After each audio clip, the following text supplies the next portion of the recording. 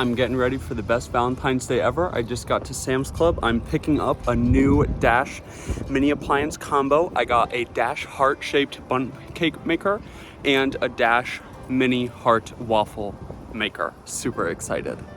Here it is. So we have this super cute mini heart-shaped waffle maker and this mini heart Bundt. I cannot wait to make these.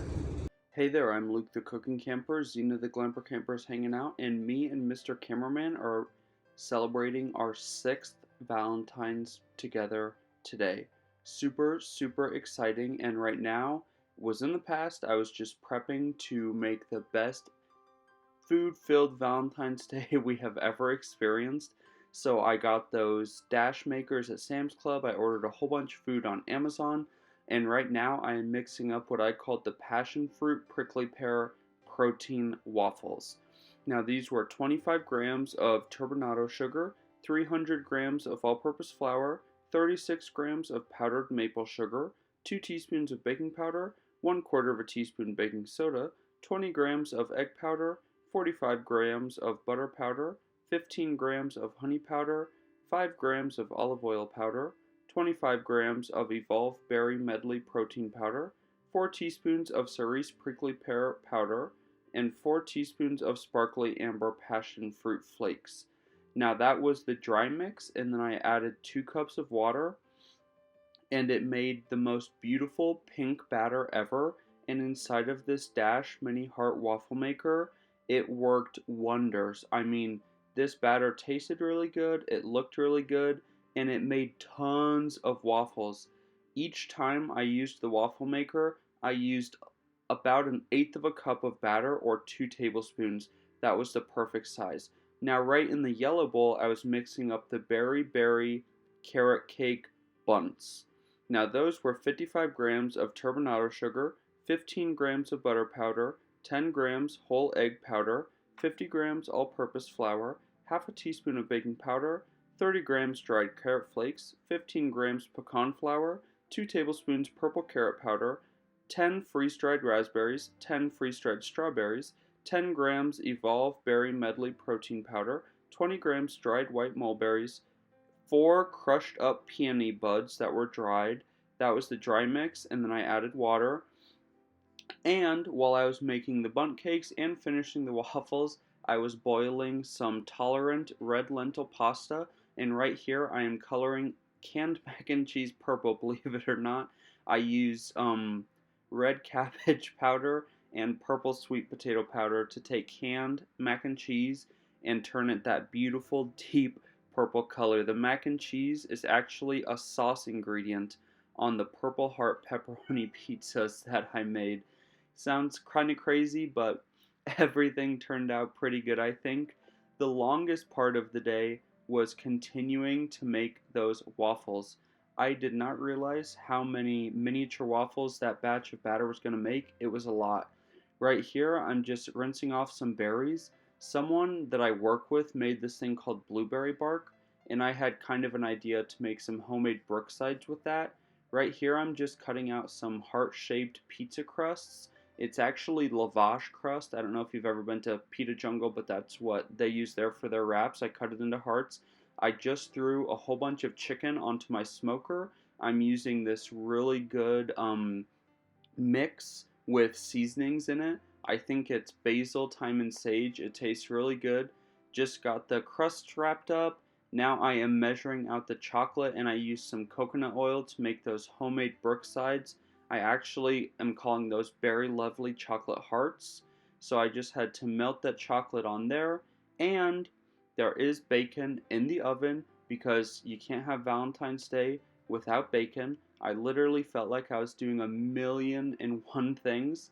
The bacon just came out. Look how crispy and delicious it was. Obviously, me and Zena had to take a piece.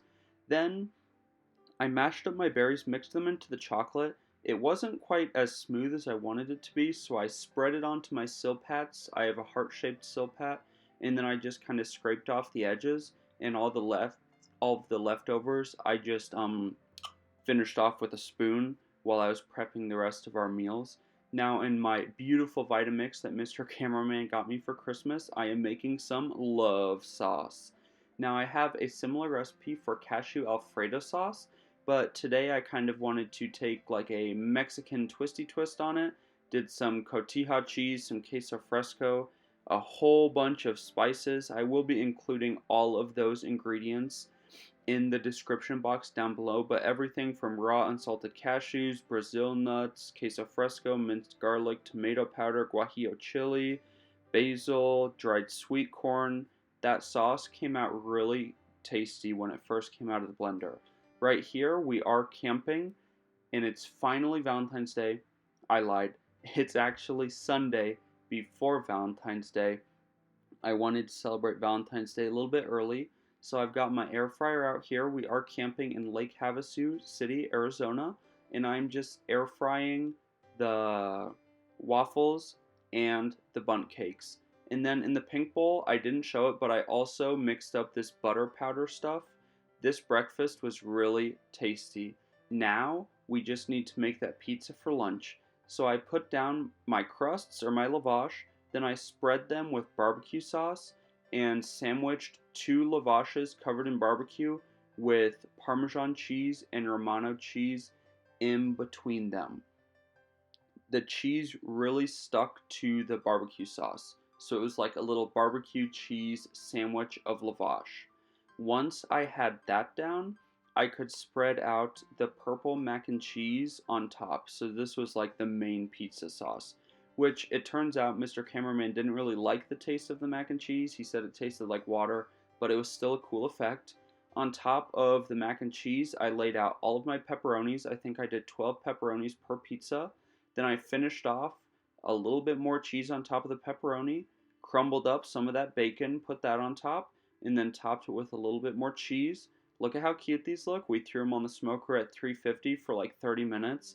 They came out super crispy, but not as crispy as I thought they would. Zena was really hungry, and she definitely enjoyed helping us eat those pizzas. For dessert, we definitely had to enjoy our very lovely chocolate hearts. These things had kind of a fudgy texture. I think that's because the fruit was kind of mashed up and mixed with the chocolate, but came out pretty tasty. Now for the last meal of our Valentine's Day, early Valentine's Day. So I was just getting ready to heat up the pasta. I did cook the tolerant pasta at home. I just wanted to reheat it in the skillet with some of that smoked chicken and obviously our love sauce. Now this is when things started to kind of go negative. This meal, I don't know.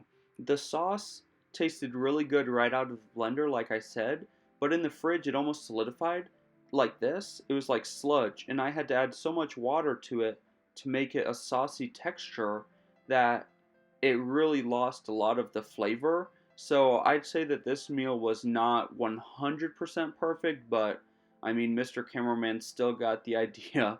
Love sauce pasta with smoked chicken. I mean, we'll definitely check it out again. If you liked this video, make sure to give us a big thumbs up, comment down below, and subscribe to our channel. Don't forget to hit that bell so that you see the next time me and Zena upload a new video. Get out and enjoy nature and food as much as we do. Wait, this is a bathroom. I just want to let you guys know that I went through all of this work, but the entire weekend I felt the most connected to the love of my life while we scrubbed toilets in the sink together. I just thought that I'd throw that in there. I love him so much, and sometimes you find love in the strangest of places.